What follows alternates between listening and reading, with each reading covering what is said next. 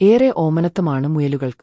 ഉയർന്ന വളർച്ചാനിരക്ക്, 28 മുതൽ 32 ദിവസം മാത്രം ദൈർഘ്യമുള്ള ഗർഭകാലം, കൂടിയ തീറ്റപരിവർത്തനശേഷി, കുറഞ്ഞ മുതൽമുടക്ക് എന്നിങ്ങനെ മുയൽവളർത്തലിനെ സഹായകരമായ ഒട്ടേറെ ഘടകങ്ങളുണ്ട്. നാടൻ ഇനങ്ങൾ, സങ്കര ഇനങ്ങൾ, വിദേശ ജനുസുകൾ എന്നിവയെല്ലാം വളർത്താൻ നല്ലതാണ്.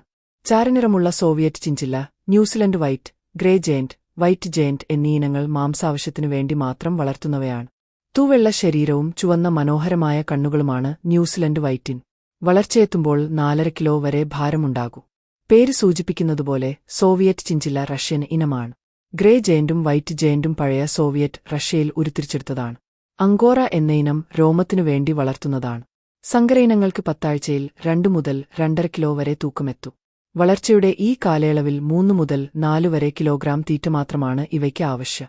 മുയലുകളുടെ ആകെ ഭാരത്തിന്റെ 60% മാംസമാണ്. എന്നാൽ കൊഴുപ്പിന്റെ അളവ് കുറവായിരിക്കും. എളുപ്പം ദഹിക്കുന്നതും പോഷകപ്രദവുമായ മാംസമാണ് മുയലുകളുടേത്. വീട്ടുവളപ്പിലെ മുയൽകൃഷിയിൽ ആഹാരത്തിന്റെ മിച്ചം മുയലുകൾക്ക് നൽകാം.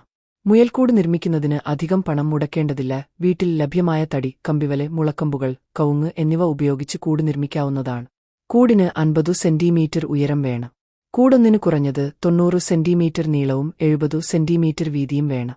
വാണിജ്യാടിസ്ഥാനത്തിൽ മുയലുകളെ വളർത്തുമ്പോൾ കമ്പിവല കൊണ്ടുള്ള കൂടുകളാണ് നല്ലത്. ഇവ തട്ടുകളായി ക്രമീകരിക്കാം. കൂടുകൾക്ക് തറയിൽ നിന്ന് 3 അടിയെങ്കിലും ഉയരം വേണം. കൂടുകളുടെ തറയിൽ നിന്ന് മൂത്രവും കാഷ്ടവും പുറത്തേക്ക് പോകുന്നതിനുള്ള സംവിധാനം വേണം. അതായത് പട്ടിക കൊണ്ടാണ് തറ നിർമ്മിക്കുന്നതെങ്കിൽ അവ തമ്മിൽ 1.5 സെന്റിമീറ്റർ എങ്കിലും അകലം വേണം. ഇങ്ങനെയാണെങ്കിൽ എളുപ്പത്തിൽ കൂട് വൃത്തിയാക്കാം. കൂട്ടിൽ തീറ്റ നൽകുന്നതിനും വെള്ളം നൽകുന്നതിനുമുള്ള സൗകര്യം വേണം. ഡ്രിപ്പറുകൾ ഉപയോഗിച്ച് വെള്ളം നൽകുന്നതാണ് നല്ലത്. ഇതിനായി കുപ്പികൾ ഉറപ്പിച്ച് പൈപ്പ് വഴി കണക്ട് ചെയ്യാം. വളർത്തുമുയലുകളുടെ തീറ്റയിൽ കുറഞ്ഞത് 20% മാംസ്യവും 4% കൊഴുപ്പും വേണം. വൈറ്റമിൻ, ധാതുലവണമിശ്രിതം എന്നിവ തീറ്റയിൽ ചേർത്തുകൊടുക്കുന്നത് നല്ലതാണ്. കടലയും ഗോതമ്പും പയറും ചോളവും മറ്റു ധാന്യങ്ങളും പിണ്ണാക്കും തവിടും തീറ്റയായി നൽകാം. അതോടൊപ്പം പച്ചപ്പുല്ലും നൽകണം. മുരിങ്ങയിലെ, വാഴയില, കാബേജ്, പച്ചക്കറികൾ തുടങ്ങിയവയും നൽകാം. പ്രസവിക്കാറായ മുയലുകളെ പാർപ്പിക്കുന്ന കൂട്ടിൽ അവയുടെ കുഞ്ഞുങ്ങൾക്കായി കിടക്കയൊരുക്കാനുള്ള സൗകര്യം ചെയ്തു കൊടുക്കണം. പലക ഉപയോഗിച്ചുള്ള പെട്ടിയിൽ ചകിരി, വൈക്കോൽ എന്നിവ ഇതിനായി ഉപയോഗിക്കാം.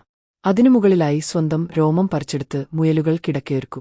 കൂടും പരിസരവും അണുനാശിനി ഉപയോഗിച്ച് വൃത്തിയാക്കണം. ഒരു പ്രസവത്തിൽ 6 കുഞ്ഞുങ്ങൾ വരെയുണ്ടാകൂ. ചില ആൺമുയലുകൾ കുഞ്ഞുങ്ങളെ ആക്രമിക്കാറുണ്ട്. അതുകൊണ്ട് വളർച്ചയെത്തുന്നതുവരെ ആൺമുയലുകൾക്കൊപ്പം കുഞ്ഞുങ്ങളെ വിടാതിരിക്കുന്നതാണ് നല്ലത്. കുമിളുകൾ മൂലമുള്ള ചർമ്മരോഗങ്ങൾ, ചെവിയിലെ രോഗങ്ങൾ, വയറിളക്കം തുടങ്ങിയവയാണ് മുയലുകളെ ബാധിക്കുന്ന പ്രധാന രോഗങ്ങൾ. Please like and subscribe for more videos.